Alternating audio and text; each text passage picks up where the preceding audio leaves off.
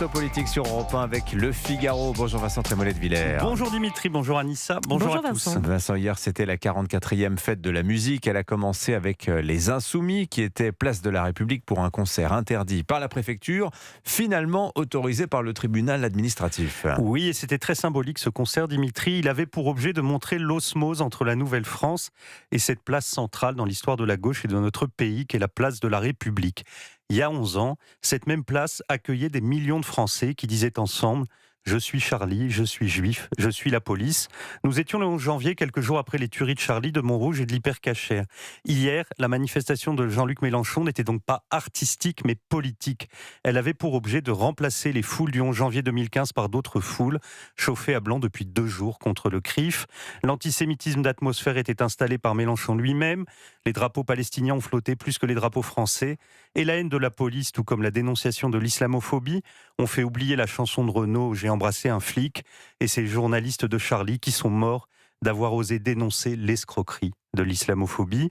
Louis Boyard sur l'estrade a proclamé « La République c'est nous ». Le député Raphaël Arnaud, le patron de la Jeune Garde, est monté sur scène pour se faire acclamer par la foule. On rappelle que son attaché parlementaire est soupçonné d'avoir lynché à mort le jeune Quentin de Rang cet hiver à Lyon. C'est donc la violence politique et meurtrière que le public a ovationné.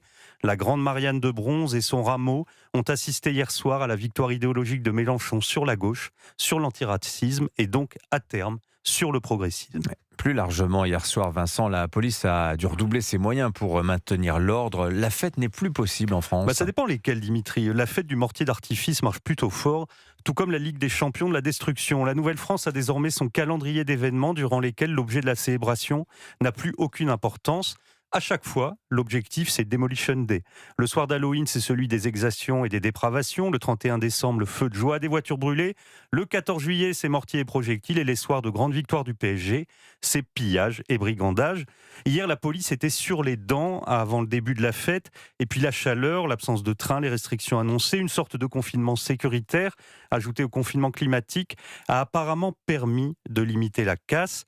Les gens qui voulaient simplement s'amuser ont comme à chaque fois organisé leur stratégie d'évitement, mais la déambulation tranquille qui permet d'écouter des groupes qui jouent plus ou moins bien la bombe humaine ou Nirvana, c'est fini.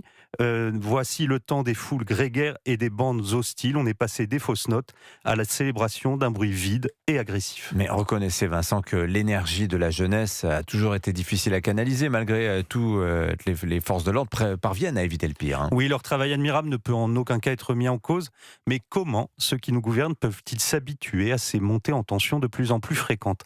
Concrètement, hier soir, vous aviez des concerts à l'Élysée, dans les hôtels particuliers des ambassades, et à quelques centaines de mètres de là, des compagnies de CRS et de gendarmes mobiles déployés pour contenir d'éventuelles émeutes. Quelle autorité peut avoir à l'international un chef de l'État qui ne pourrait même pas emprunter certains axes de la capitale ces soirs-là, entre la République défigurée par la France insoumise et le spectacle au petit matin d'une ville jalonnée de déchets? Hier soir, c'était plutôt l'étrange défaite de la musique. L'édito politique sur Europe 1. Merci Vincent Trémollet de Villers. À la une du Figaro ce matin, la loi sur la fin de vie, l'inquiétante logique économique. Merci Vincent, bonne journée. Il est 7h50.